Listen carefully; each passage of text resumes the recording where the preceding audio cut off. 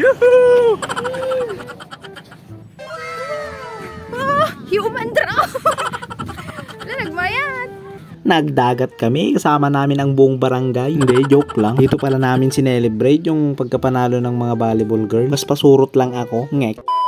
So, from this moment ay kakagising ko lang, mga alas 2 na ng madaling araw. Maaga pala akong nagising kasi magdadagat kami. Dito nga ay nagmulang-lang ako, sinaunang naligo, yung prinsesa ng buhay ko. Yun how many months pala akong naghintay dyan? Ay na, how many months? Joke lang, mga minuto lang. Ayan, pagkatapos niyang naligo ng pagkatagal-tagal, sumublat na din ako. A few moments later, ayan, nakaredy na kami. Damang-dama ko na yung dagat. Ang alat ko kasing tignan. Dito pala kami natulog ng jowa ko, dito sa bahay nila. Malapit lang sa bahay na pinagparkingan ng Lamborghini na sasakyan namin sa pagpunta or what we call meeting place. Uy, English Dito nga nakarating na kami at naghahanda na kami kasi malapit na yung flight namin. Aeroplano. Marami pala kaming pumunta, mga 20,000. Uy, sobrang dami noon, hindi tayo kasya sa elf. Basta marami kami, si ako, si jowa, si siya, si another siya. Hindi ko nababanggitin yung mga isa-isang pangalan nila. Basta kabaranggayan ko yung mga yan at saka may mga private messenger sila. Haha, for the share. At may dalawa pala kaming kasamang artista.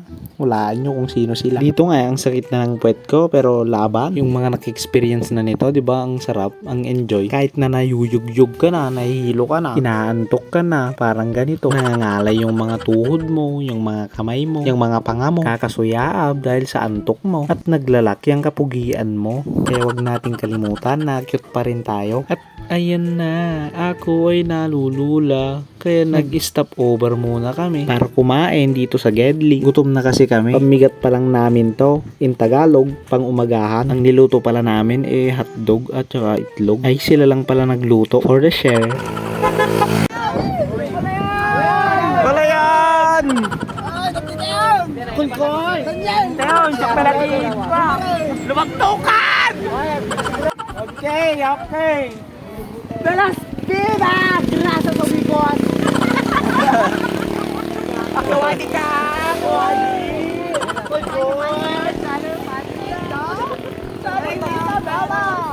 Welcome po! Marami na akong nakitang ganyan pag naka-elf talaga. Abalayan yung tawag For the share, ay pagpasensya nyo na yung mga kasama namin. Ganon talaga sila, masaya silang kasama. Ayan, nakarating na kami dito sa dagat na napakaalat. At parang may mali, bayata tong napuntahan ko. Siya, hayaan mo na, tara't puntahan na yung dagat. Tignan natin yung ganda at sarap ng simoy ng dagat. Ayan, tumakbo na ako kasi ignorante ako sa mga ganito Hayaan nyo na ako kasi ganito talaga ako pag nakabulos ako sa hawla. At mamaya magpapalit na tayo para makaligo na. Para matikman na natin yung simoy ng dagat. At syempre kasama natin yung jowa natin. Sorry na lang yung mga walang jowa dyan. Bye-bye!